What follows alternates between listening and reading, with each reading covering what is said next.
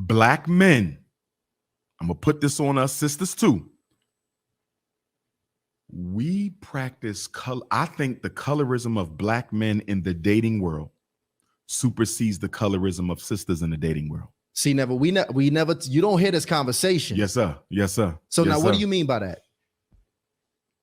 Black men are extremely biased against dark-skinned black women. I've been in rooms. I've been in events, and this is a global phenomenon too. It's not limited here. It's a Pan-African issue. I've been in spaces, right, where there might be 3 or 4 sisters over there. They are all attractive. But the dark sister, in some cases, stunningly beautiful.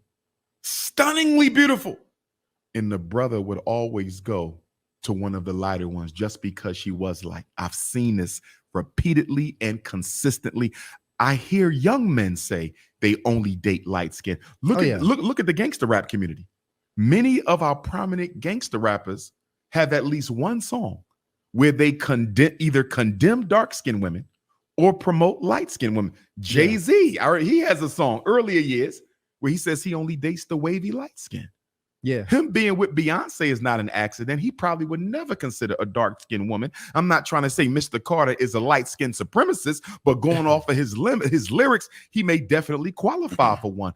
Our dark-skinned sisters who are just as beautiful as our browns and our yellows are being overlooked by black men because they don't have a complexion that approximates the slave master.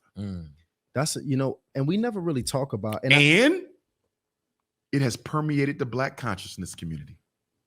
I'm going to put my black conscious people on blast too.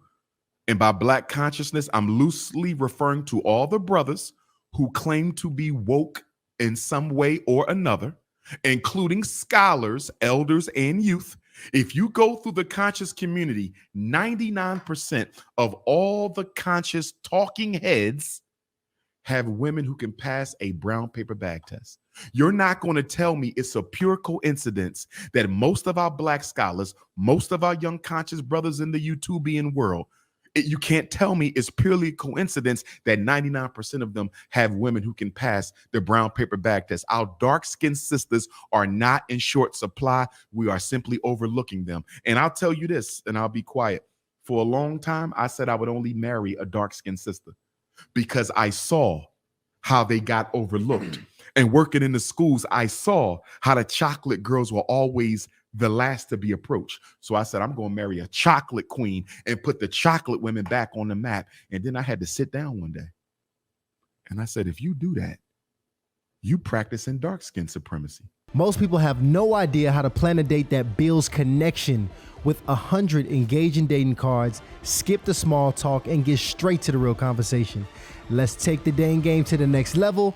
Click the link in the description and use discount code CLIPS for 10% off. What if the woman your ancestors is sending you is fair skin, is tan, is brown?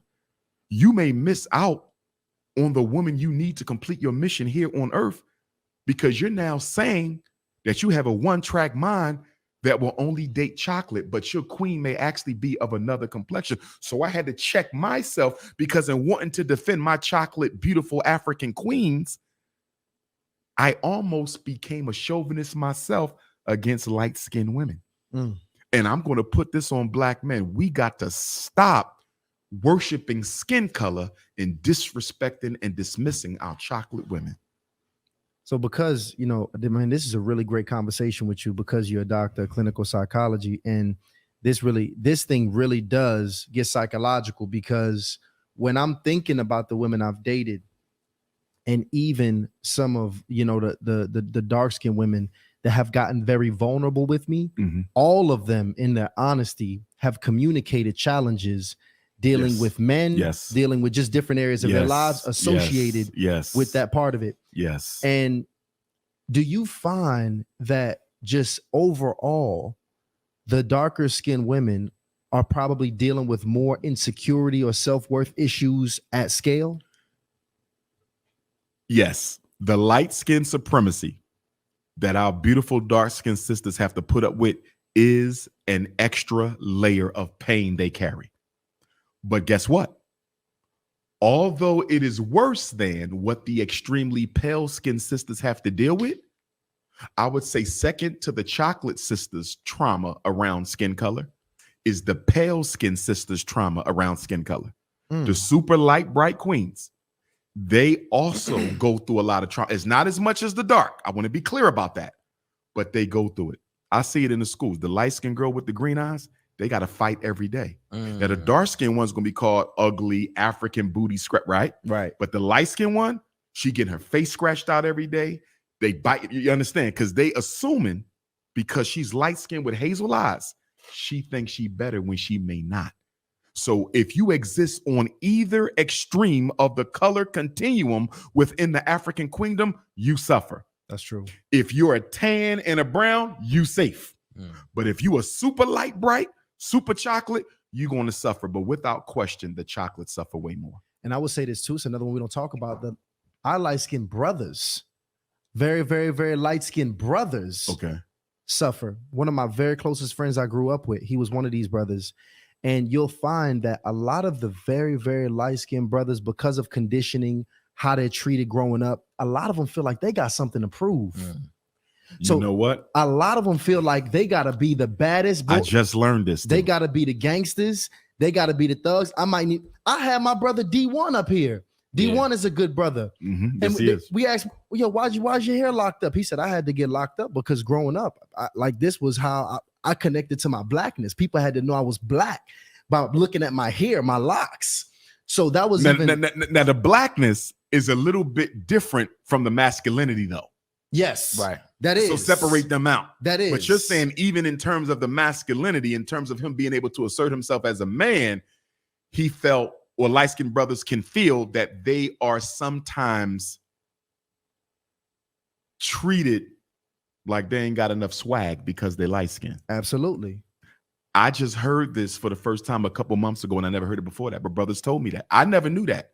That people thought light-skinned guys were weaker soft. Because when I look back in middle school and high school, a lot of the bullies were light-skinned. You see what I'm saying? Yeah. So I didn't know that the light-skinned brothers felt that they were kind of viewed as soft. I never saw it. That's a running light skin. But I did hear this. Yeah. Now you're a lighter brother. I'm gonna put you on the spot. Running light skin thing, like, oh, you acting light skin. Yeah, that's a thing. That's light skin behavior. Yeah. Okay. And you get that from women and men. But that's with the colorism. Yeah. I've heard that. But what about your masculinity? Growing up, did you feel that you were viewed as softer or weaker because you were lighter? Do you feel your gangster was tested more because you were light? Not me specifically, but you've seen it. Yeah, for sure. Maybe even somebody was it's funny because it depends on who's lightest. Let me tell you when it really hit me. I don't know how long y'all been following me, but if you go back to 2016, 2017, me and the good brother Cyrus Sutin-Seti had a beef. Shout out to Cyrus Sutin-Seti. He is RBG, so I respect the brother. And I did my little rant in Detroit with my Phillies hat, my classic Seti rant. And I called him albino because I'm going in on him. Right. I don't do light skin supremacy. My father's as light as Seti. You feel me? Yeah. So it wasn't about that. I'm just going in on him.